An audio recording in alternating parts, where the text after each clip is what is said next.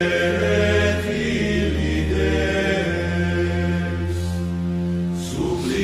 te precamur. Tuque, princeps militiae celestis, Satana malios que spiritus malignos, via perditionem animarum, pervagantur in mundo divina virtute.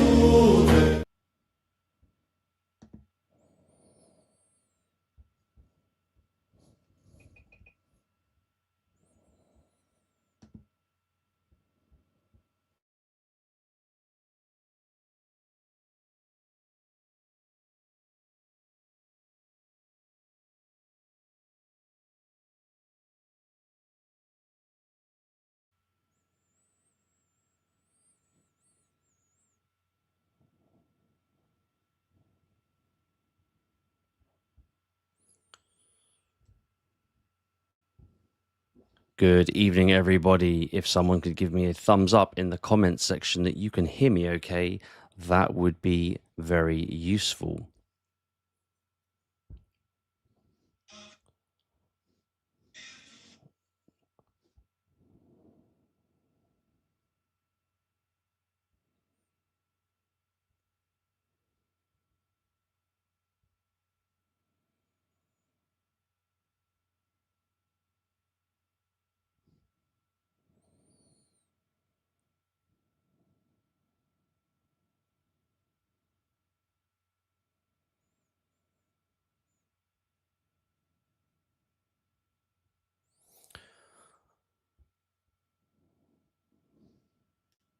Right, let's just get this populated. We've got some good numbers in the last couple of months. Very, very impressive stuff, guys. A massive thank you to everyone supporting the mission and also this show as well.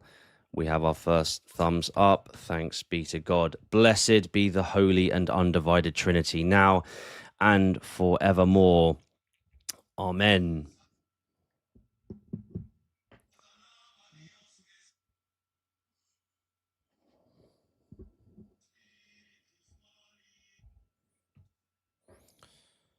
Just got a little bit of overlap with some music that's coming through.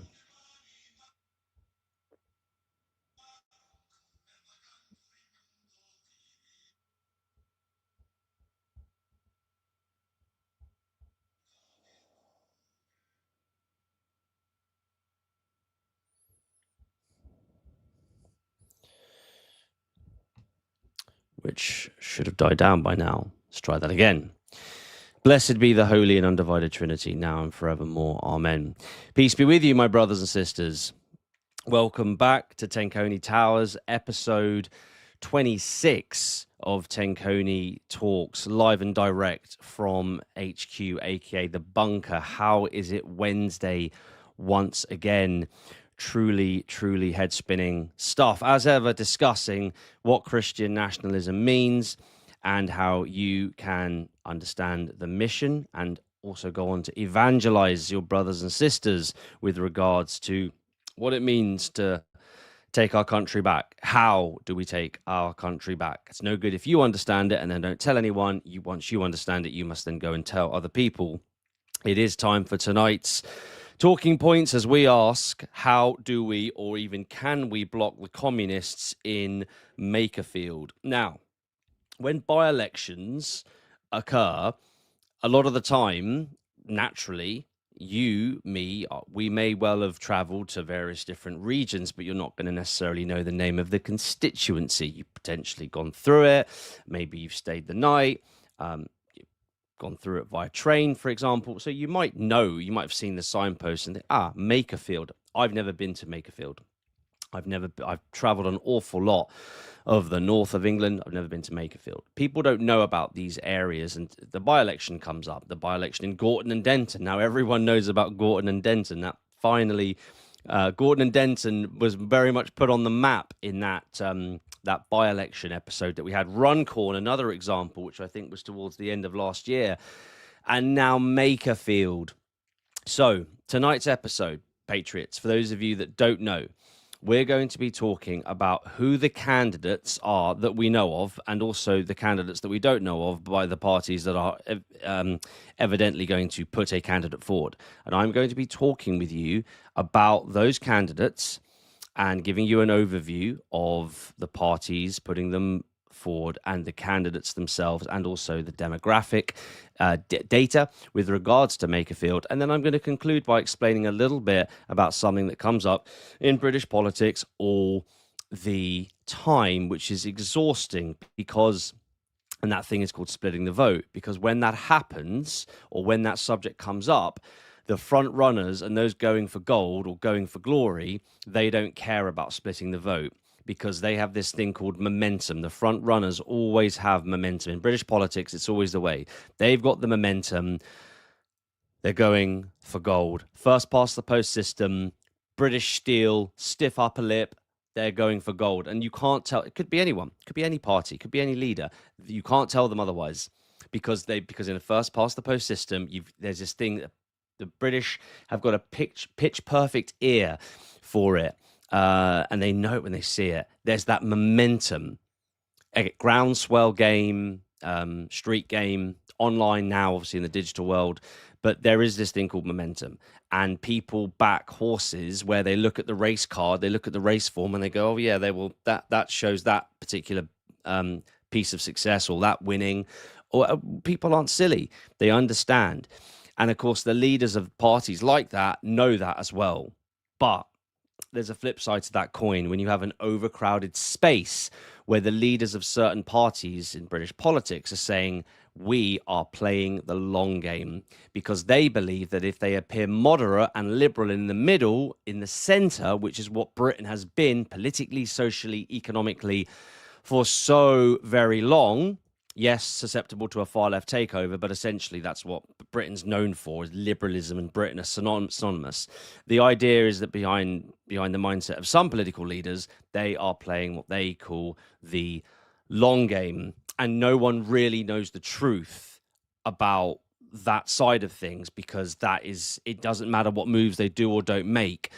Ultimately, it's only the proof. The proof is only in the winning. So we've got a dynamic coming up, which we're going to explore tonight, Patriots, which is so important.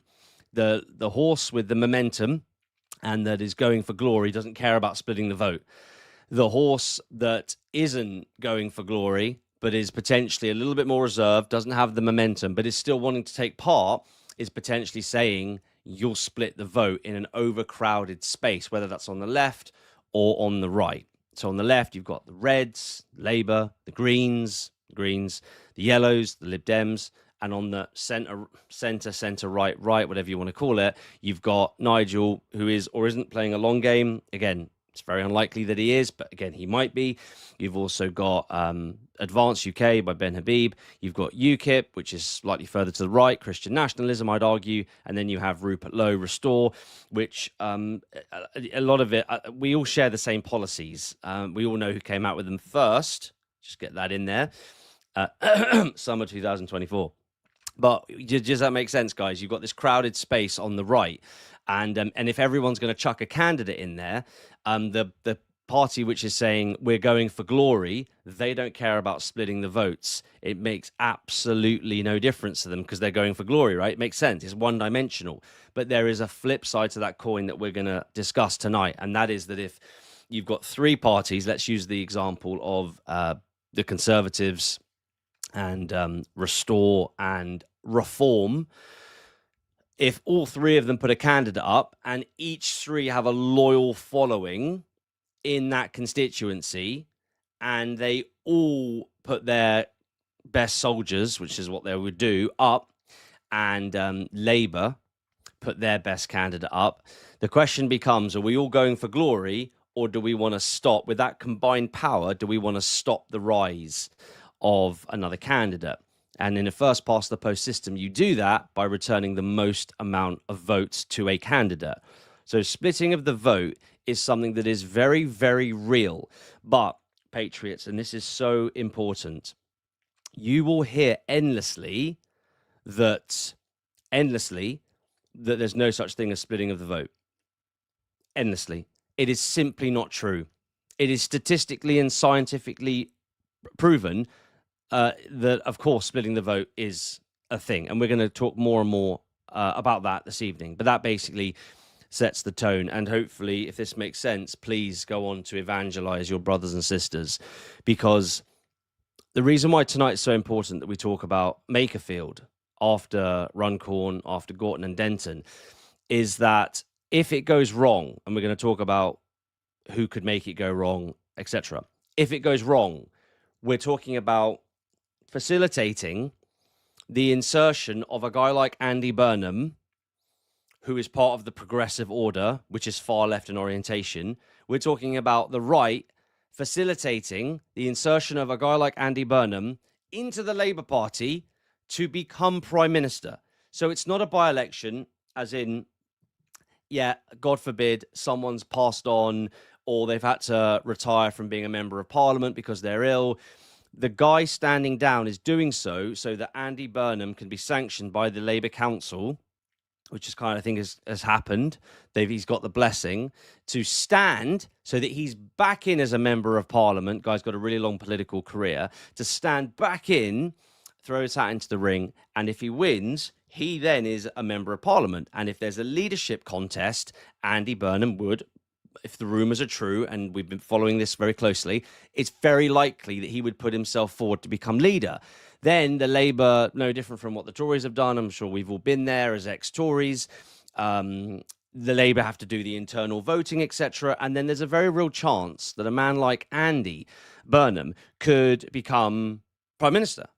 Now, number one, for those of you who have, it's difficult to explain this, but in life there are some lessons that never leave you. It's better the devil you know than the one that you don't.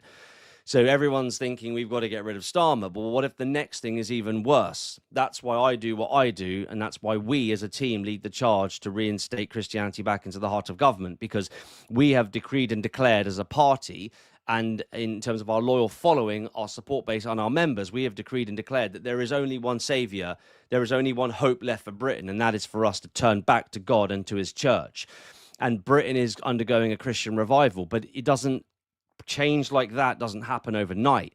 It's no coincidence that I'm 20 to 25 years junior, age-wise, of guys like Farage and Lowe, for example.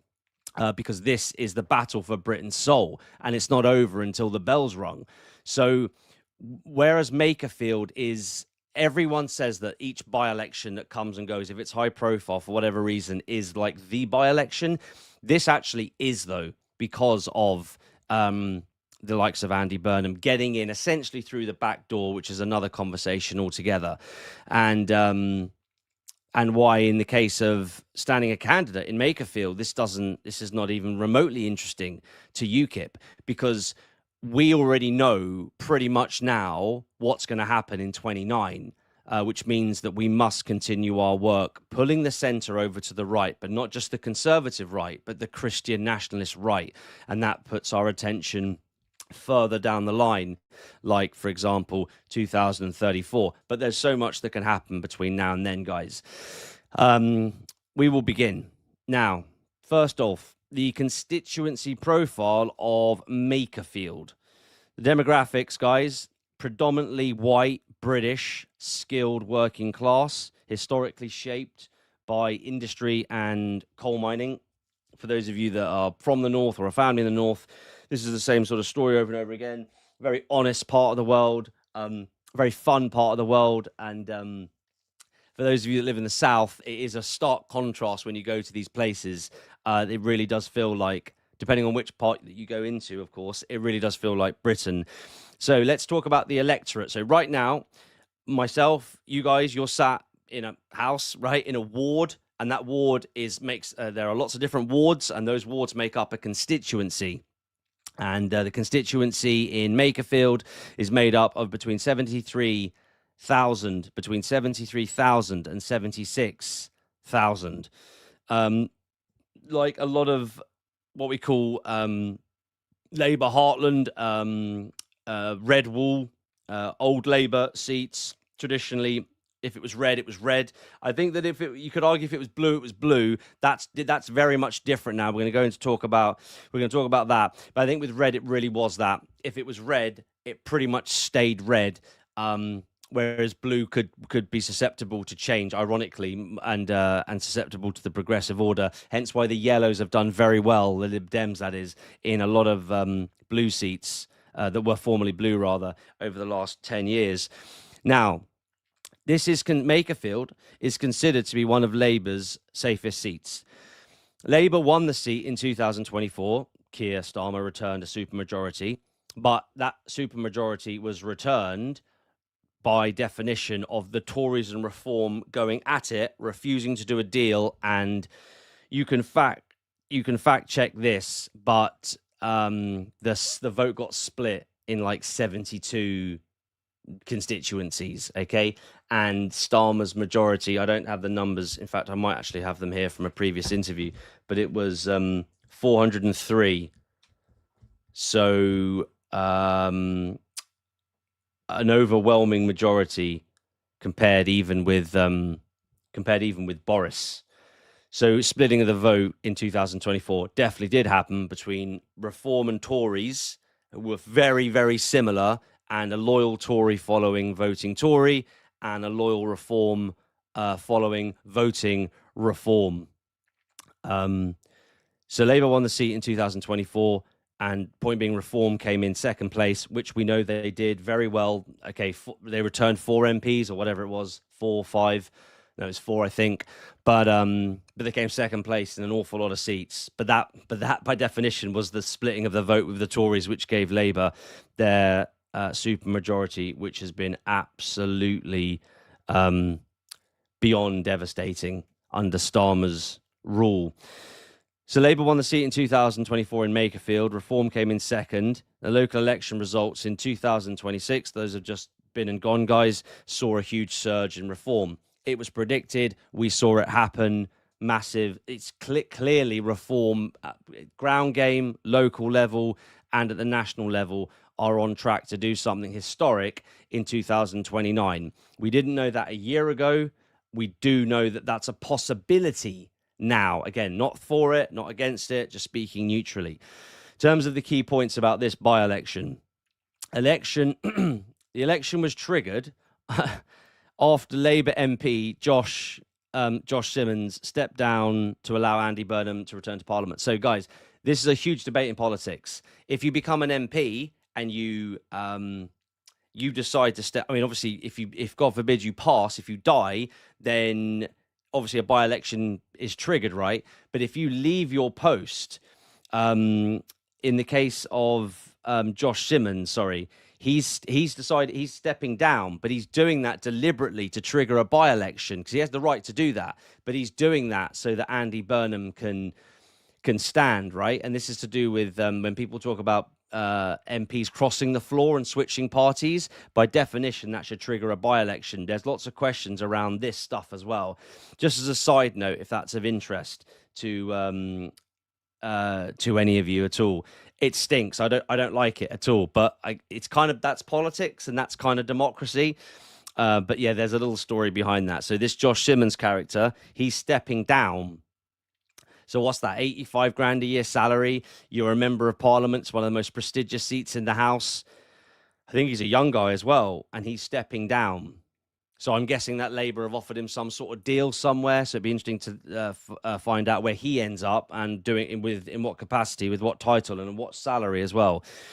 Kemi Badenoch has confirmed the Conservatives will stand, and that the candidate is yet to be announced. Jacob Rees-Mogg, who is one of your devout Tories, JRM, he has suggested, and this was yesterday, breaking news, that the Conservatives should cooperate with Reform UK to stop Andy Burnham and Labour winning the seat.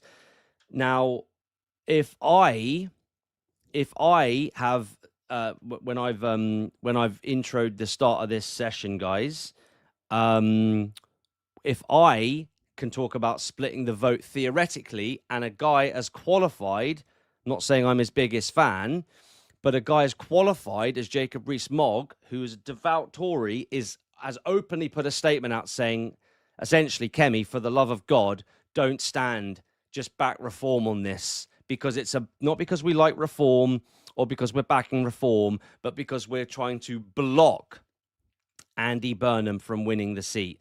So when you stand a candidate down, you can, option one is you stand a candidate down and that's it. You don't say anything, you don't do anything, that's all you do.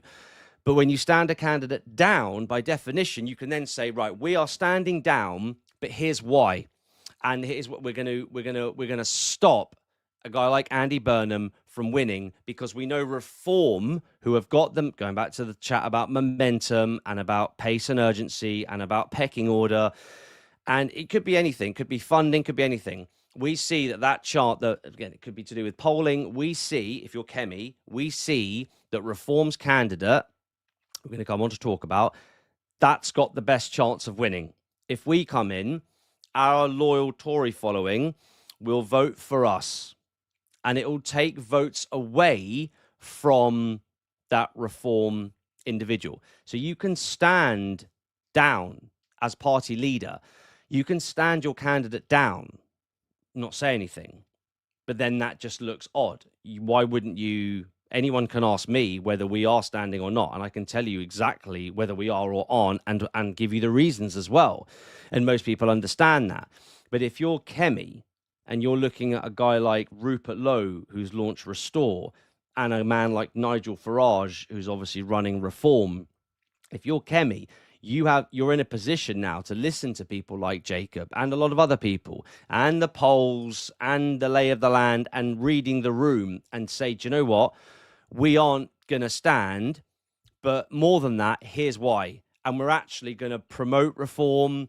Kemi would put out a statement. Typically, this would happen. You could even suggest some sort of collaboration as well. That's not unheard of, patriots. You don't just have to put a statement out. You could do all sorts to say we're standing down, not because we like Reform or Nigel or their candidate, but we're standing down because we want everyone to vote for Reform. So I want to explain this. If Kemi understands she's got a very, very loyal following, someone just said I haven't got any audio going on. Just give me a thumbs up if you can hear me, guys.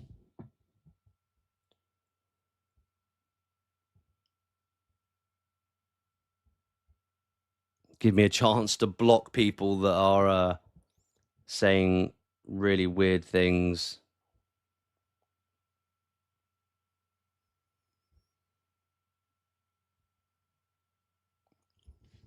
Yeah, someone give me a thumbs up if you can hear me okay.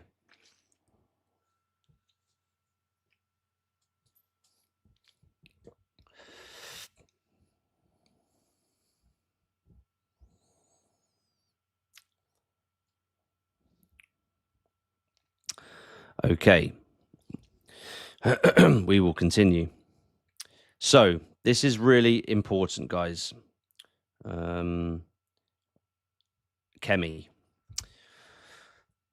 If you are Kemi Badenoch right now, following on from what Jacob Rees-Mogg and so many other people will have said about not competing with Reform, let me tie this into what I said at the very start. If you're Kemi and you know you've got a loyal following, stats, membership stats, track record in Makerfield, again, Labour heartland, Tories have never done well there.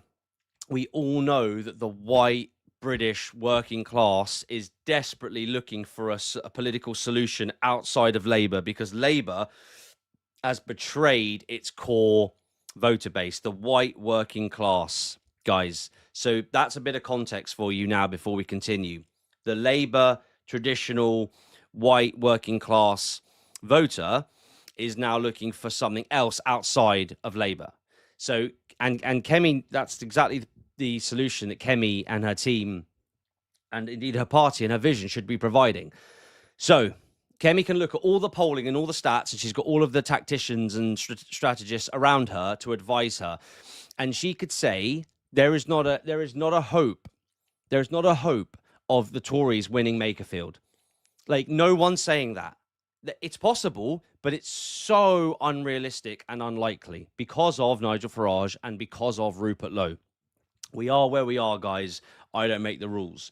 So she has an opportunity to say, we're standing down our candidate because we know that Nigel Farage's candidate, Reform's candidate, has a much better chance. So if she stands down and has a very loyal following, you with me so far, guys, in Makerfield, that's not enough. As a party leader, Brits that care about Britain, socially conservative Brits, talking about culture now, not about economics. Everyone knows the next general election is going to be one on immigration. Those people need to be told, her loyal following need to be told, you guys need to back Reform. That's what Kemi needs to do.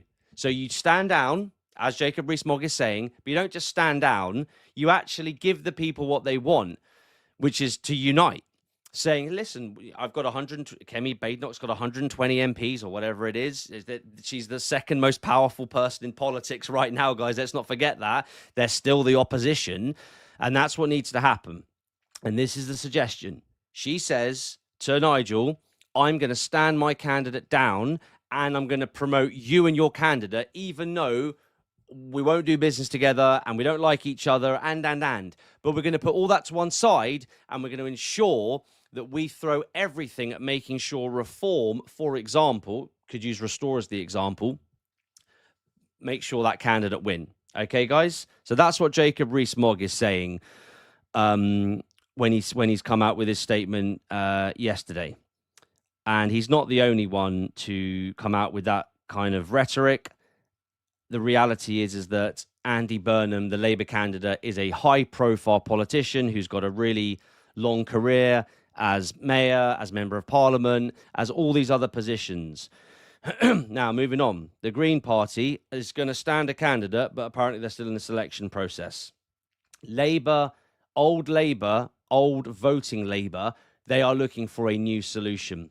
And they're looking towards the Tories, and they're saying, what's the point in you when we've got Reform and now Restore? That they're looking at the Greens, and the progressive Labour voter who's looking for a new home is going to go straight to the Greens, no stopping it.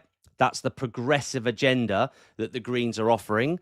But the individual that is right-wing, that is socially conservative, they're now looking at Reform and Restore. And that's where this show tonight is building towards Patriots. So the Greens stand for progressivism, which is all of your far left totalitarianism. It's just far left. It's just a socialist. It's just the dream socialist model, basically. And you know some of Zach Polanski's policies, and you're aware of the radical trans lobby and all these other elements, and it's abortion on tap and what they'll do is the Greens, they'll call it freedom, choice and rights. They're obsessed with freedom, choice and rights, but it's not freedom, choice and rights that you want. It's not the good stuff. It's the really unholy stuff as well. So the Greens are going to stand, but we don't know who the candidate is. The mainstream media will obviously be treating this as a test of whether Labour is losing its working class northern voters. Well, we all know that Labour is losing its northern working class voters. We already know that market is what every socially conservative right-wing party is seeking. Between myself, Nigel, Rupert Lowe, Ben Habib, of course we are. Absolutely we are. Are we, with our policies, going to win in yellow constituencies or blue constituencies or green constituencies? It's just so unlikely because those people are subscribed to the progressive agenda. Their ideology is progressive. They don't care whether it's socialist or communist in orientation or Marxist. They don't care about any of that as long as it serves them, their bank balance, and it's got some sort of green attached to it, some sort of green agenda or green platform, for example. I don't know, it just makes them feel good about themselves. It's truly bizarre. So the right-wing party, the coalition, if you like, on the right, that would be nice. We all want the old Labour, their vote, because they're politically homeless and they're a huge voter base. So the Conservatives are going to be put under pressure now by Labour and Reform due to risk of being pushed out, obviously. going back to Andy Burnham, high-profile guy, high-profile Labour figure, national profile, and seen as a potential future leader for Labour as a contender, sorry. Now, the candidates. Reform UK are putting forward a guy called Robert Kenyon. He's about 40 years old, described as a local plumber, former army reservist, reportedly holding the rank of Lance Corporal, previously worked in NHS Lancashire as a technician, ran in the 2024 general election. He came second, so he's got some experience. He's been through the mill, he knows what he's in for. He was elected in May 2026, just gone, as a Reform councillor, so he's clearly dedicated to politics. That's great. And he's got some experience as being a councillor. This is in Bryn with Ashton in Makerfield, North on Wigan's Council. He's from a working class background, raised by a single parent, described in a recent interview about, he's been asked about receiving free school meals. How do we feel about free school meals? Anyway, that's not for tonight. Restore Britain are putting forward Rebecca Shepherd. Now, Rebecca's an unknown. She's an absolute unknown. So I've got questions to Restore about this individual. Again, neutral. She's an unknown. Rupert is now high profile. He's a member of parliament. He's connected in the business and sporting world. And when you have a political party, it is all about attracting talent, guys.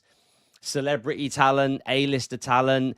At the moment, you got Sharon Osbourne and Duncan Bannatyne, and they are two very high-profile individuals who have made it very clear. Obviously, you got Jeremy Clarkson as well, but do you see where I'm going with this? Duncan Bannatyne, we're going to go on and talk about his tweet earlier today. He's literally going to back Andy Burnham the other day, and he said it, and then he's found out that Andy's obviously nuts, and he believes that men should be allowed into women's spaces. We're going to come on to talk about this, and he's put out a statement saying, "I'm pulling my support." I mean, this is transformational, guys. This is absolutely seismic. In this day and age, you can have multi-millionaires, guys like Duncan Bannatyne, who can just jump on X and be like, yeah, I'm supporting this guy. Then 5 minutes later, no, I'm not. I'm supporting this guy. And of course, Duncan is watching the parties and the leaders, what they do and don't do. And I can't remember when it happened, but I think that him and Elon did the same thing with Nigel Farage and the Reform outfit. And I think Duncan's just backed Restore this afternoon, Rupert's outfit. So Rupert's got a lot of profile. And it's not about, I'm not saying putting celebrities in place, but this by-election, and we're going to come on to talk about this, but I'm going to start linking these points up. If you're Rupert, you cannot put a candidate forward against the Nigel Farage industrial war complex and lose. You cannot lose, Rupert, right? So we're going to go on to talk more about the going for glory, going for gold, going for glory, grab your nuts model. I like that model. We're going to go and talk about that a little bit more. But you can't lose. And he's putting in a woman called Rebecca Shepherd, 53 years old, described as a local businesswoman. It doesn't matter what she's involved in, and I'm sure she's lovely. Again, neutral. Described as someone who has lived in the Wigan borough most of her adult life. Okay, great. So she's local. That's brilliant. You know about parachuting in, when people are parachuted into other areas? Hey, look, it can work. Richard Tice, Boston and Skegness. Nigel Farage, Clacton. It works. Don't knock it. But people like it when they're from the area, when they're local. She's worked through a community interest company connected to SEND, which stands for Special Educational Needs and Disabilities, which is a big topic at the moment. It's trending. Anyway, that's it. Now, there's an interview with her on X, guys, which you can find because Restore have done it and they've shared it, right? Now, this is not me being nasty about Rebecca, but we're in the fight for Britain's soul, and we say things like we're sort of sick of the political elite, the liberal political elite. We use these words often, these phrases very often. I'm of a different opinion. The political liberal elite, yeah, they've got to go. The establishment class, the political class, right? We always say this. I want a better class of politician. I want a better class of politician. I want to see devout patriotic, unapologetically right-wing, socially conservative Christian nationalists in Parliament. That's what I want to see personally. We're all repentant, unworthy sinners, but that's what I want to see. I want to see something different. I hope that makes sense, guys. And when I watched that interview, there was nothing different. Absolutely nothing different. It's a designated interview with Restore, with Restore people, shall we say, and it's gone on Restore's channel. And I was bored. I'm looking for passion. I'm looking for passion, and I'm looking for charisma, and I'm looking for fight. And I didn't see it. But again, maybe I'm completely maybe I'm being completely unreasonable. Maybe she's completely charismatic, enigmatic, and but I want to see that, I want to see that. So anyway, Andy Burnham, Labour. So that's Reform and Restore and Labour and Reform and Restore's candidate. Andy Burnham. Now, for those of you that don't know, if you're on the patriotic scene and you go up north and you speak to patriots about Andy Burnham to get some sort of feedback, he is universally despised as one of those individuals who has at one point through the timeline of the grooming gang scandal coming to light, the accusation, the allegation is that he was in various positions of political power who, along with so many other officials. And remember, guys, the whole campaign behind Justice for the Girls is to make sure that the people that try to cover it up and who looking away and turning a blind eye is all part of it. So the people who actually deliberately tried to cover it up because they were Pakistani men and because of diversity, inclusion, and equality, the whole thing's just sickening. It's absolutely vile. But these girls were targeted because they were white. They were seen as kuffar. We know that. And we know that those communities of those individuals, you can come at the religious angle if you want, or the cultural angle. I don't care. And this is, again, flagship policy for us. These people were here, and the media still has the gall to call them British Pakistani. Absolutely not. This is where we've gone so horribly. No, they were Pakistani men, whether it's the cultural angle that you want to get on or the religious angle. That those often get confused, and it doesn't help us at all. The girls were earmarked specifically because of the color of their skin and the fact that they white, Christian, British, and they were seen as kuffar. And we want to know where the police officers, the mayors, the officials, the constables, the governors, we want to know where these people were whilst this was happening in our northern mill towns, because people knew, 100% they knew. Where were they? Those police constables that clocked off one evening knowing they could have done something. No, anything. Same deal with Axel Ruda-Cabana as well. Absolutely someone knew. Of course they did. 100%.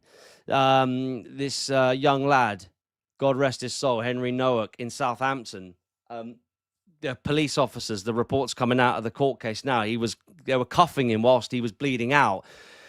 Maybe he was wearing layers. I don't know what time of year it was, but what the weather was. Maybe he was wearing layers. Even when it's hot, people still wear jumpers and hoodies and coats and whatnot. And if you're bleeding out, you can't necessarily see it. It was dark, etc.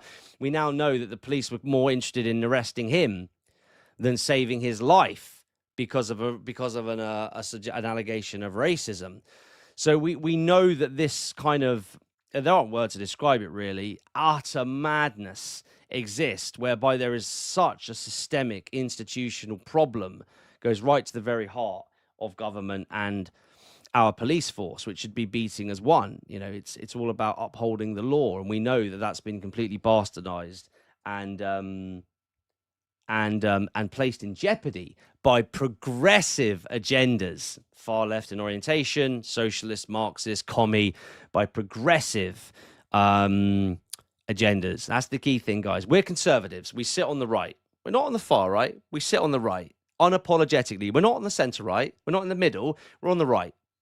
Completely reject the far right. We sit on the right. Progressive agendas, anything left of center. Here's your middle ground, your centrist liberal nonsense, stand for everything, stand for nothing, sit on the fence types, and everything to the left of that, the progressive agenda. So Andy Burnham, not liked in conservative circles, not one little bit. Scandals in Rochdale, Oldham, and other towns exposed child sexual exploitations over many years. Victims and campaigners have accused the police, council, and social services of ignoring warnings and failing vulnerable girls, as I'm sure you all know, repeatedly. Andy Burnham commissioned reviews into failures in Greater Manchester after becoming mayor in 2017. So for those of you that didn't know, Andy Burnham became mayor of Manchester in 2017, which means if you are going to assume that role, you are going to be, especially coming up to 10 years ago, wow, you are going to be up to your neck in it with regards to producing inquiries, fact-finding, holding people to account. That's the hill you die on. You become a man like him in a position like that at that time. You're voluntarily accepting that that's the hill you die on. Reviews found serious institutional failings, poor safeguarding, and failures to listen to victims, all the usual stuff. And we've just gone through it in quite extensive detail. It is absolutely disgusting. It is totally gruesome. And in the case of myself, my team, and my party, we are designating the rest of our lives to achieving justice, not just for Britain, but for our girls. Critics argued the inquiries were too weak because they were non-statutory and could not compel witnesses or documents. Guys, we've had this over and over and over and over again. One man can't produce the result here. There has to be we all know there has to be a system-wide effort to the people that to bring to justice the people that tried to cover it up. It's just bringing the criminals to justice, to book. That's one thing, but the people that deliberately turned away and the people who tried to cover it up, the latter is obviously far worse. Covering it up deliberately that's more heinous than turning the other way. If you deliberately tried to cover it up, imagine a constable leaving the station one night knowing that he could have driven with his partner or maybe by himself into that nest of vipers, and he knew about that kebab store and he knew what was going on up there. He'd been told all these reports. He could have gone in there and done something, right? But then you take backup with you. But then maybe then they thought that there would be some sort of riot, and they were told, look, just leave it well enough alone. And these men are going home these police officers are going home these councillors, because the councillors all got written to, by the way. It's called civic action. And they knew that something might be going on. So they didn't cover it up, but they knew something might be going on. They turned a blind eye. That has to be brought to justice, not just the people that tried to cover it up. That's rot in jail forever. That's as serious as it gets, right? That's, alongside the criminality itself, but the people that turned a blind eye. Many perpetrators have been convicted and jailed, as you all know, with some specifically Rochdale offenders receiving sentences of 25 to 30 years. Unacceptable, but I'm not a judge or jury. You know our position when it comes to interfering with minors, male or female. We need to seriously consider the death penalty, mainly for setting a precedent. But this is about Rochdale right now. About the northern towns where justice got served in inverted commas. Survivors and campaigners say accountability largely fell on perpetrators rather than the authorities that failed the victim. So I think I've explained that crystal in relation to that last point, that if the victims now are saying, right, well, so criminality wise, that may have been dealt with, but what about the people that covered it up? Separate point. The people that turned a blind eye. Two separate areas.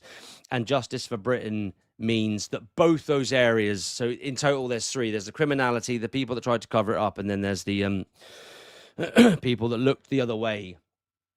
Andy Burnham on transgenderism. A resurfaced 2022 video shows Andy Burnham discussing men pretending to be women using women's toilets. He says that allowing trans women, so men, to use the female toilets is a minority view to oppose. What he's saying is that it's not really a big deal in the context of a man who's choosing to dress as a woman, using it being a problem, him using a female-only bathroom, a female bathroom. It's a female bathroom. It's female only. You wouldn't dare. If you're a man, you wouldn't dare go into a female bathroom. A 2025 YouGov survey found British opinion has become increasingly skeptical of transgender rights, with 55% saying allowing trans women into female-only spaces presents a genuine risk of harm to women, while 74% oppose trans women competing in women's sports. Guys, we all know what's what with regard to this. Burnham has also warned against turning the issue into a culture war between women's rights and trans rights. Yes, because again, drum roll, he's part of the progressive agenda. So the last thing he wants is the spotlight being over where the mask slips off of liberals and we see the Marxist, whether they know they're Marxist or not, that's a fun conversation. Where the mask slips is on stuff like this. Guy like Andy Burnham, again, he's not going to want to pick a side there, right? Because he knows the vast majority of people, everyone would say, if you're a man and you dress like a woman, you're still a man and you're not going in a female space. But we also know the political correctness and the liberalism that covers Britain in darkness means that there is an awful lot of people who would, for the sake of keeping the peace and just live and let live, and if you're over 18 and you're consenting adults, then whatever, all of that liberal BS that so many generations, including mine, have been raised with, that argument sits with a guy like Burnham and his following, right? So everyone knows it's BS, but also political correctness says, oh, just go with it, because they're not harming anyone, are they? Well, yeah, they are, actually, and you're putting women at risk. So why would you invite the rape? Why would you invite the pervert? Why would you invite the murder? You wouldn't, would you? You set boundaries. It's called ethics, values, cultural norms. If you're a bloke dressed like a woman and you walk into a female bathroom, you will be considered under my government a sexual predator. You will be arrested and charged. Doesn't take long to explain, patriots. The video that I mentioned probably about 5 minutes ago now, that's all available online, guys. Andy Burnham has done what Starmer and so many other progressives have done, which is to say, we hear you to conservatives, but we also hear you to progressives. So we don't really want to talk about it. But yes, ultimately, if you're a bloke and you dress as a woman, regardless of whether you've had surgery or not, you should essentially have rights. And the conservative side, my party's side, leading the charge says, no, you have rights as a man. You don't have rights as a woman because you're a man dressed as a woman and you have mental health problems and you need help for that. Now, going back to Duncan Bannatyne, very importantly, as I mentioned earlier, guys, and I'll quote, Duncan Bannatyne has endorsed Restore Britain in the Makerfield parliamentary by-election after Andy Burnham's transgender 2022 video resurfaced. So there's a story to tell there, guys. A guy like Duncan Bannatyne, who's got bigger fish to fry than politics, I'm guessing, decided, not rapidly, but he backed Andy Burnham publicly. That's such a huge endorsement. I can't wait, Duncan, for you to back me, but we're going to get there, my friend. We're going to get there. But he did on X and whatever other platforms. Maybe it was just X, but he backed Andy Burnham. That's quite the endorsement. That's now been pulled because of a video about Andy just being really weak and lily-livered, and it's just pathetic to watch. And him and Starmer, look, they look alike, they sound alike. It's the same BS over and over again. Questions about transgenderism, it's mental illness. These people need help. A man dressing up as a woman, going into a female space, arrested, charged, and potentially locked up for the sake of his own good and the general public. I can do it in under 10 seconds. Whereas this video is just this wishy-washy. Yeah, I get that side, but I also get no, you know.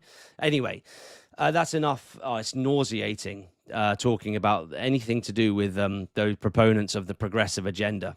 And I'll remind you, patriots, the progressive agenda once upon a time under old Labour was about rights, freedom, and choice. Very different times where potentially things needed to be looked at and change. I know you're all shocked. I'm not unreasonable. Things needed to, again, there are some examples, but very few. But ultimately, us conservatives, blue-blooded conservatives, we are traditionalists. We sit on the right whilst rejecting far right or what's called fascistic politics. We do sit on the right, which is a total rejection of progressivism. But yes, 100 years ago, 50 years ago, there were some things that were maybe changed. because the left progressive agenda wants to end discrimination, basically. And you could argue that there was some discrimination in certain directions towards certain people, and you need to have a bit of a conversation about that. But all in all, we were just fine as we were, and a homogenous working society with its roots firmly in Christianity and traditional gender roles is going to produce the best and most fruitful outcomes to a society, culturally and economically, by the way. That's my forecast. I stand by it. And we will, by the grace of God, take power one day, patriots. Looking at the 10 to 15-year plan, Rome wasn't built in a day. Christian nationalism, no excuses, no ifs, ands, or buts. But that leads us to wrap up talking about Andy Burnham, Labour constituent, Makerfield constituency candidate. The chap who reforms candidate, whose name I can never remember, even though I'm saying it all day, every day at the moment, and Restore, the new party, Rupert Lowe's Restore party, putting forward, apparently I can remember her name, Rebecca. What was it? Yeah. Robert Kenyon. So I'll go back to the start and then I'll conclude, guys. So if you're Rupert Lowe, if you're Restore, if you are one of Rupert's team members, if you are in the Rupert Lowe firm, and I know all of those guys, bar one, you are going for the grab your nuts model. You are going for the go for gold, go for glory, and hang the consequences model. British steel, stiff upper lip. We don't care about the competition. We're not asking, we're telling. All of the stuff you've seen me, my team, thanks be to God, the rhetoric, our policies, street level, actions and behavior, demonstrably, you've seen it. We did it first. We're not asking, we're telling, we're taking our country back. So Lowe is going with that model. He's been watching, he's been observing, he's going to go with that model. Now, patriots, that is absolutely fantastic. I love the moxie. I love the style. I love the courage. But here's the thing about courage and bravery. When your army is absolutely tiny and the enemy, which is the progressive ideology, patriots, when your socially conservative right-wing army, how many of us are actually registered to vote? How many of us actually turn out? How many of us actually get involved in party politics? The right doesn't have the trade unions that Labour, the progressive left, have. They don't have the organisation. The Socialist Worker Party can put together, with the trade unions, marches for Palestine 2,500 miles away, month after month, year after year, pulling hundreds of thousands dedicated pretty much without blinking. The picket lines, the banners, the placards, the campaigners for freedom, rights and choice, not the patriotic, socially conservative types, but the end discrimination, end apartheid, end colonization, end the genocide. Again, some of this stuff is 99% of it is all BS, right? They all just drift towards this socialist outcome economically and culturally, which brings everyone down to the lowest common denominator. And as for the champagne socialists, they feel guilty about their lives and their wealth and their gated communities. So of course it's time to, look after everyone else, whilst pulling the ladder up behind them, who did incredibly well off of free market economics and probably live very socially conservative lives. So you've got the lower end of the socialists. These people, how best to describe them? They're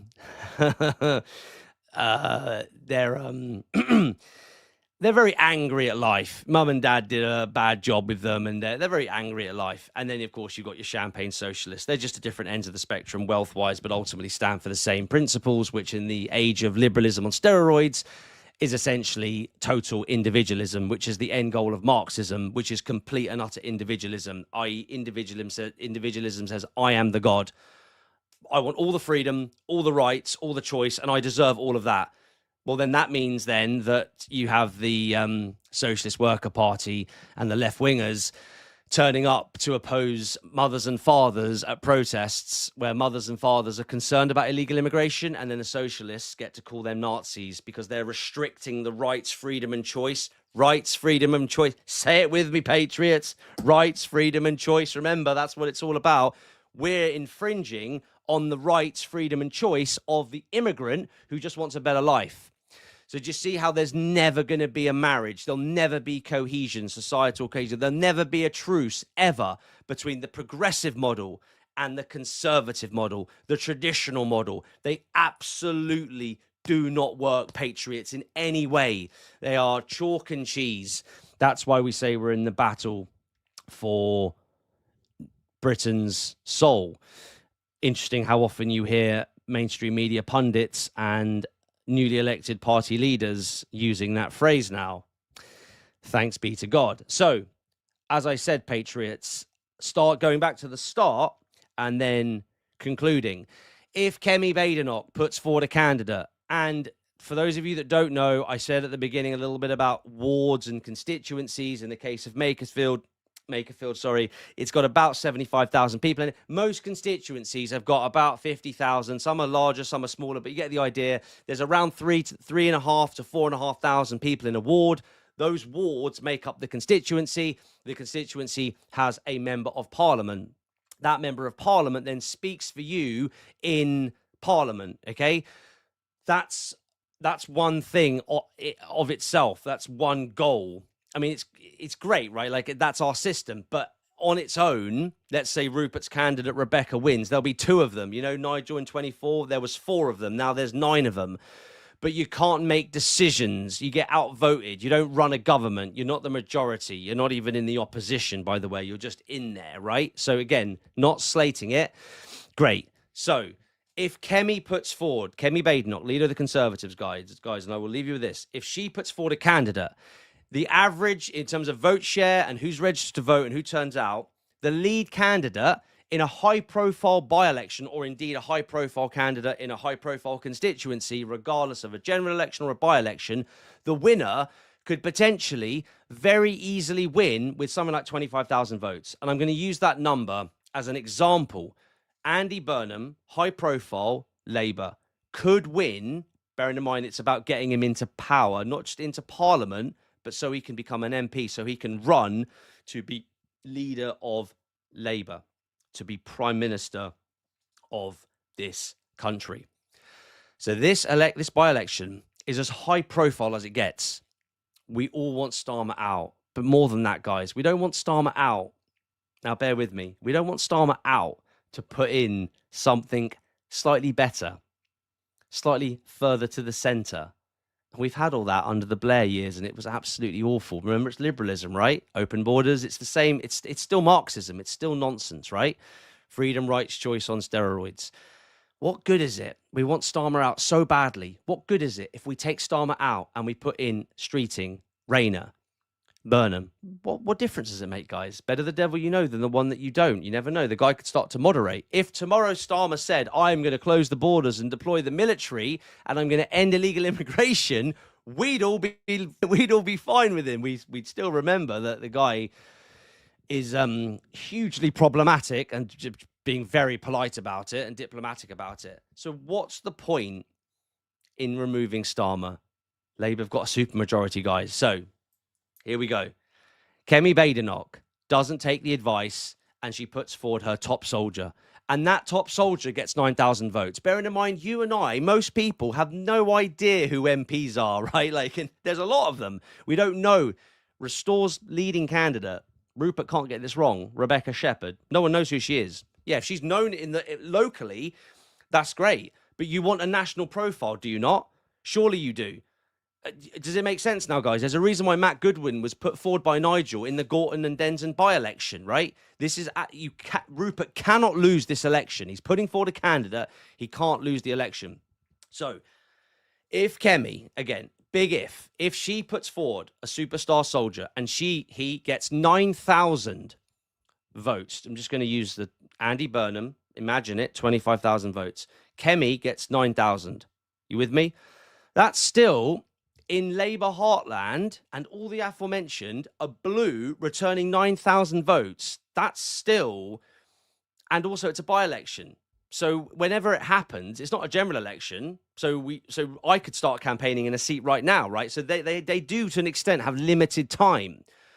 If Kemi's superstar candidate returns 9,000 votes and Nigel's reforms, Robert, I got his name right. Robert returns 9,000 votes. These are good results, by the way, guys. They might not win, but I think that's great.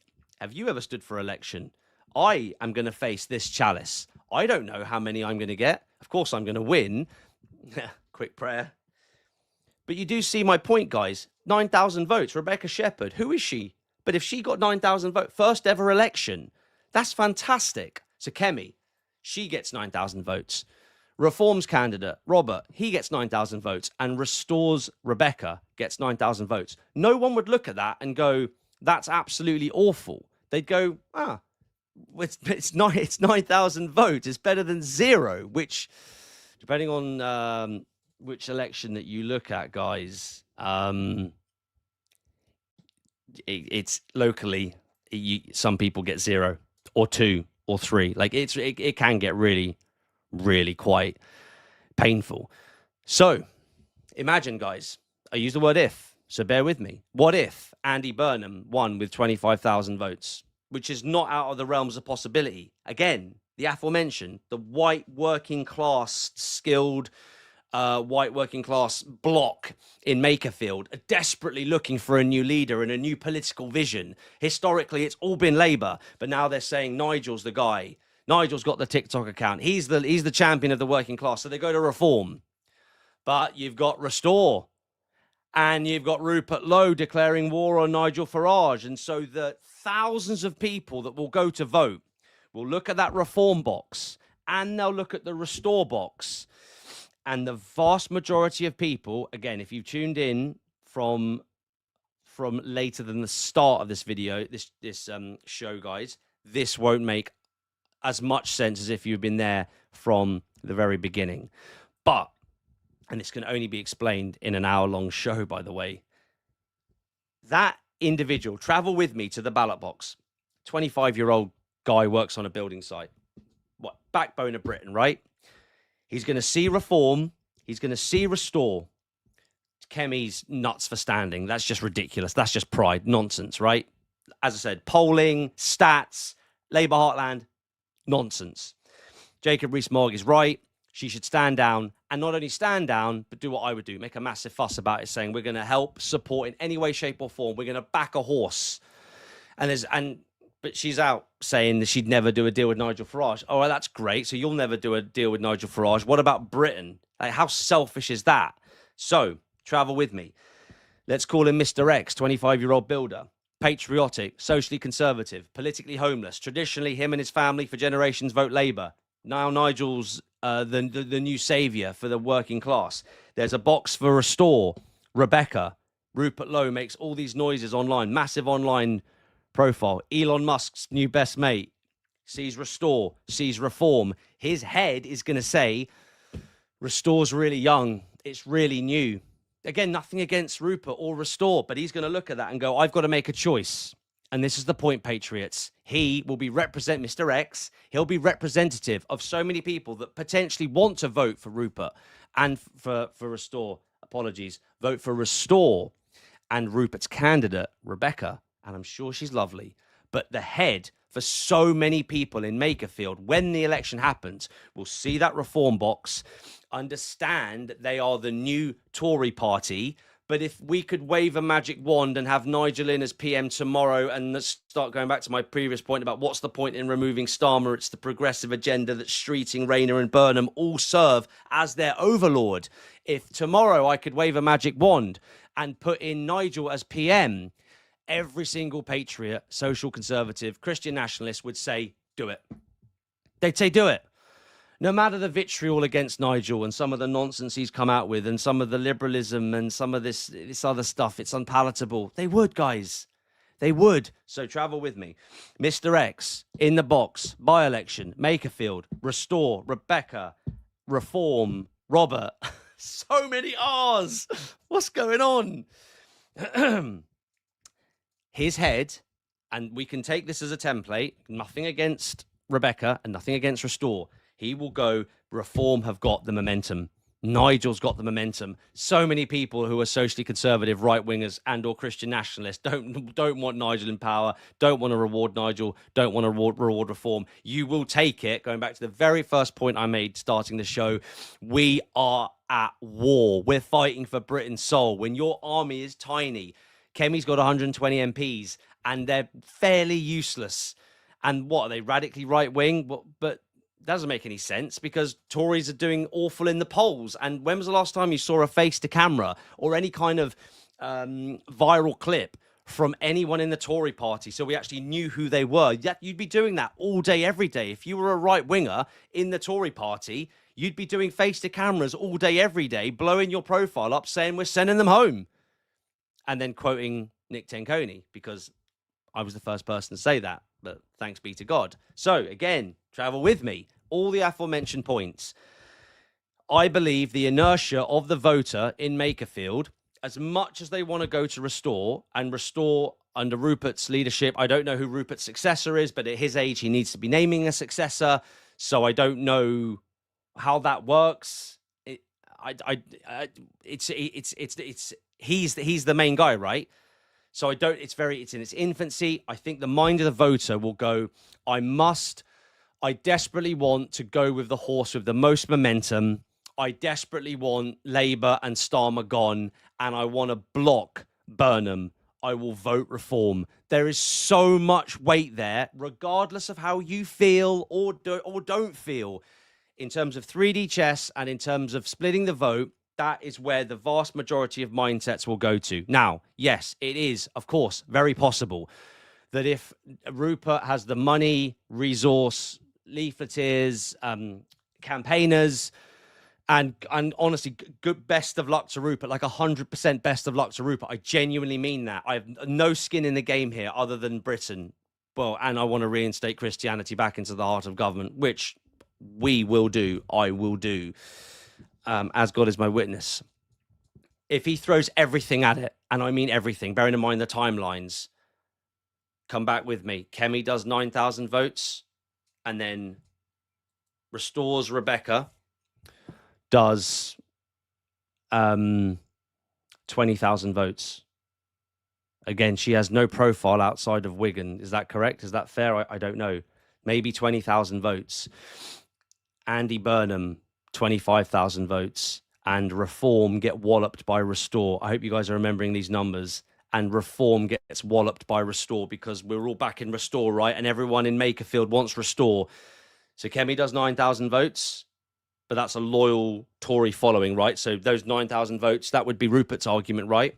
Those are her votes, and they're never gonna go anywhere else. Well, that's not true, is it? Because in the box, the head and the inertia, as I've explained, and Andy Burnham does the 25,000 votes, and Restore's candidate Rebecca does 20,000 votes, which would be amazing. Still doesn't beat Andy Burnham's 25,000 votes. That just leaves Reform's Robert, who does, if Rebecca does 20,000 votes and Reform's Robert does 6,000 votes. Last time I checked, Patriots, 20,000 votes to Restore and 6,000 votes to Reform. I mean, these numbers aren't likely. They're just not likely, right? Reform are going to do much better than that, but just bear with me.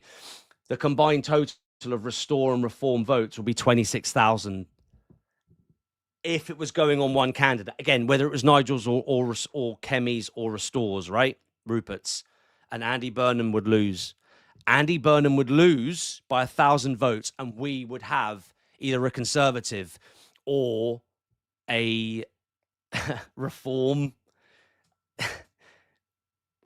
Conservative, social, centre-right, whatever.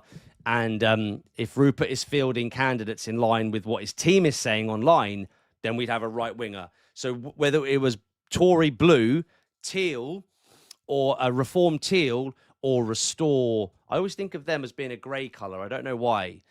We would have we would have that, Patriots. Does that make sense, guys? It can't be broken down any further than that. I'd need a whiteboard behind me in the numbers, but that's my forecast. I'll stand by it. So you can all listen to that and be like, okay, fine. So conclude it. Okay, Nigel, Kemi, and Rupert must all sit in a room together. And when stuff like this comes up, Makerfield, Andy, high profile, all of the aforementioned, they must decide who's going to be the front runner. And then everyone else steps to one side. And then, of course, they instruct their following, the media, their soldiers in the area, you name it. They instruct them, get behind that candidate. Then, again, let's go back to the Andy Burnham 25,000 votes forecast. Imagine if all these numbers came out and then this got played back like as a clip. Then Andy Burnham, again, hypothetical, does 25,000 votes. But the three leaders, Nigel, Rupert, and Kemi, they've all, never forget how powerful Kemi still is with her MPs. Never forget that. She's in the opposition, British politics, British Parliament. All three of them decide whether it's going to be Kemi's candidate, reforms Robert, or restores Rebecca. They pick one. Toss for it. Doesn't matter. But they pick it. Everyone else stands down and they promote it. I don't believe aforementioned points, Labour heartland, disillusioned voters, working class looking for a separate, different new vision. I do not believe it would fail. I believe it would win. And then the three leaders could stand for a photo op and say, we're not friends. We're not the same party, but we will always put aside our differences for Britain. The country's happy. We've blocked Andy Burnham, who's part of the progressive ideology, which is far left in orientation. Liberals and Marxists will never call it that because it's freedom, rights, and choice. But we blocked a communist because all of the modern day left are part of the progressive agenda, which is Marxist in orientation. We've blocked a commie. We've got unity from the three key leaders. There are other leaders, myself being one of them. But the three key leaders at the moment, being a little bit lazy with my language there, they've shown unity. They've done the photo op, shaking hands. We don't like each other, different ideologies, but we put our differences aside because we reject the progressive agenda, whether you're centre right or right. We reject the liberal to centre Marxist agenda. We've blocked a commie. You've got unity. We won't let Britain down. That's the story. That's your headline right there. That's the win. Is that going to happen? No. Why not? Because Rupert can't ever do business with Nigel ever again. Ever? Well, that's not in Britain's best interest. And people are going to turn around and they're going to say, Nigel and Zia did this to Rupert. Yeah. I've heard it all before. We're all men and business is business. And we're in the business of saving Britain. So I don't want to hear it. That vision that I have could happen. It's unprecedented and it's uncharted territory. And it could happen, but it's not going to happen because Kemi has out and out said, I'm not doing business with Nigel Farage. Rupert won't do business with Nigel Farage, which means that the only thing left is for Kemi to do business with Rupert. Rupert can't be seen to do business with Kemi because they're the Tory party, right? So have we seen any signs whatsoever that Restore will do business with Kemi? Not yet. Maybe that's something that will emerge. But I don't think that's going to do anything for Rupert and for Restore's PR. I really don't. So you say, what's the solution? And I can't have been clearer tonight, guys. The solution isn't probable because of pride, ego, vendettas, and personal gain. And I find that completely unacceptable. Which takes us to the closing point about this evening. This is not the last time we will speak about Makerfield. I wish Rupert all the very best. I wish Nigel all the very best. And I wish Kemi all the very best. Because if Kemi became PM tomorrow, that would be an outcome that the Patriots would much rather over Keir Starmer. But we're still nowhere near what we want. What we want is me as PM. What we want is my party in Premiership. What we want is justice for Britain. What we want is Christian nationalism. It's time for something new and different and something Britain's never had. But Kemi, Nigel, or Rupert as PM tomorrow, whilst we build our efforts towards 34 and beyond, Kemi, which is dangerously close to Keir in terms of the letters, that nearly came out. Kemi, Rupert and or Nigel, Can we all agree with that, guys? If they were PM tomorrow, that would be a result, right? So we're all on the same page, guys. We aren't actually that disunited. We are united. But you will have people on the right, especially going for gold model, go for glory. There's no such thing as splitting the vote. That's what they'll tell you. Well, I pray that you're right. And my message to Rupert, because this has been one of the more enjoyable shows, some of them, I think this is hopefully been very informative and educational. This is something that I enjoy doing, Patriots. My message, which may well get to Rupert, is this. Rupert, you can't fail in this by-election. So if your mindset with your tacticians and your strategists around you is chuck in Rebecca, go back to the numbers I've used tonight, you basically what you do is you get your 20,000 votes. Andy Burnham's going to win on 25,000 votes. Again, guys, 75,000 in the constituency, but based on the numbers about who's registered to vote and vote share, just bear with me. These proportions could potentially be very accurate. Andy Burnham wins on 25,000. You, in the first major by-election, high profile, restores first test of power and testicular fortitude. Rebecca, God bless her. Don't know why I'm talking about like I know her, don't know her. She gets 20,000 votes and reforms Robert. Nigel's party get 9,000. You've smashed reform. You've made a dent in British politics. You've smashed reform. You've embarrassed reform, and you then use that as a showcase to the rest of the country. Well, we came second, and we got 20,000 votes. No, you'll have failed. But Patriots, I will wrap up now, but I'm going to re-emphasize that point. And this needs to be bookmarked. If Rupert wins, I love it. I'm going to smile because it's brilliant. It's British steel. And we all know Rupert. The guy's a lad, right? He's going for it, right? The guy doesn't lose. The guy's a winner. But if he's doing this, and I know a thing or two about tactical politics, strategic politics now, guys. I think you all know that. If him and his team with the stiff upper lip British steel are going, doesn't matter if we lose, as long as we beat reform, because guess what then? We can showcase that we're better than reform. We know it's a personal vendetta against Nigel, which is hugely problematic for me as a Christian nationalist. You want to set out on a journey of vengeance, first dig 2 graves. Britain is the concern. My childhood that I want other kids to have. Safe streets. I mean, the digital age has kind of scuppered that a bit, but safe streets. Let's start small. Safe streets, right? Guys, it's for Britain. It's my mission. It's for Britain. That's it. End of conversation. And I think Christianity is the cure. I think it's the solution, and I don't think I'm wrong. We know it's a personal vendetta against Nigel. So is it possible that Rupert is standing in Makerfield? He is standing to say, well, we'll decimate Nigel and reform, and then we're on our way, right? The momentum builds, okay, because we came second. Is it possible? I'm asking you, Patriots, is it possible? Am I wrong? Am I in the ballpark? Is that a possible strategy that's been put forward? Again, no slurs, no nastiness, just is it possible? Because if it's possible and I'm right and that happens and that vote does get split because people in that box, journey back with me to the ballot box of Mr. X, who's there going, restore, reform, and what I've said, my forecast is wrong, and he goes with restore. And everyone starts doing the restore box ticking stuff. Well, that's votes lost from reform to restore then, is it not? Because again, how do these people know which way to vote? First past the post system. Go for glory, right?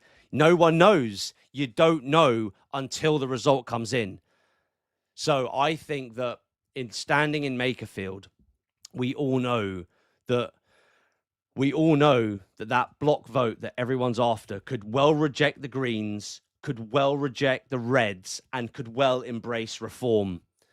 But by Rupert and his party Restore standing a candidate, that is either best interests at heart, we're going for gold, we're a political party, what are you going to do, bro? Or it's, if we lose, we've done a dent in reform. So we're just fighting on the right then. But you've put a full-blown Marxist, Keir's mate, into Parliament and into number 10. Now, I'm not saying for a second that that's the agenda, and I'm not saying that's the plan. I'm making you all, as I set out from the very start of this, I I am asking you, please now, my brothers and sisters, to go away and evangelize your brothers and sisters, your concerned patriots, concerned parents at the school gate, in your networks, WhatsApp groups, dealer's choice. But take these talking points to them. I want all of Britain registered to vote. Socially conservative, patriotic Brexit voters make up half this country, 35 million as far as I'm concerned. And then obviously you've got people that aren't eligible to vote. I don't have the numbers off the top of my head, but there is an army of 20 million people. And then you've got the numbers of Protestants, Catholics, Orthodox. You have got at least 20, 25 million people in this country who are socially conservative, who have had enough, who want Labour gone and the establishment politicians gone, and who want change and who would happily back a Christian nationalist party. I want what is best for Britain, but the decision for a new party like Restore to stand a candidate like that in Makerfield is potentially an acid test for them. But it's an acid test that potentially harms Britain further. And you need to understand that. Again, no slur. I've said it several times and I will say it again. I wish Rupert's candidate, Rebecca, who I've spoken about like I know her, all the very best. But in an ideal world, Nigel, Kemi, and Rupert would all sit in a room, lock the doors, and agree who is the horse they're all going to back and not just stand down for, but actively promote. Secure a win. Knock Andy Burnham out the park. No more progressive politicians. The progressive ideology, patriots, is Marxism, and it is the enemy. I'm going. You guys have been great. I always try to keep it to an hour. Thank you. Anyone who's tuned in, a massive thank you. Thank you so much for listening. Hopefully it was useful. And please also, can we all pray for Kemi, Nigel, and Rupert? I mean that seriously, please, because what I've suggested is not out of the realms of possibility. It is something that can happen. And but it can only happen if pride, ego, revenge, vengeance, and self-gain is put to one side. And the public should be holding those three, the electorate, our people, should be holding those three to account, minute by minute, hour by hour. In the name of the Father, and of the Son, and of the Holy Spirit. Amen. Glory be to the Father, and to the Son, and to the Holy Spirit, as it was in the beginning, is now, and ever shall be, world without end. Amen. Blessed be the Holy and Undivided Trinity, now and forevermore. Amen. In the name of the Father, and of the Son, and of the Holy Spirit. Amen. Patriots, I see you again next week on Wednesday, 8 p.m., God willing.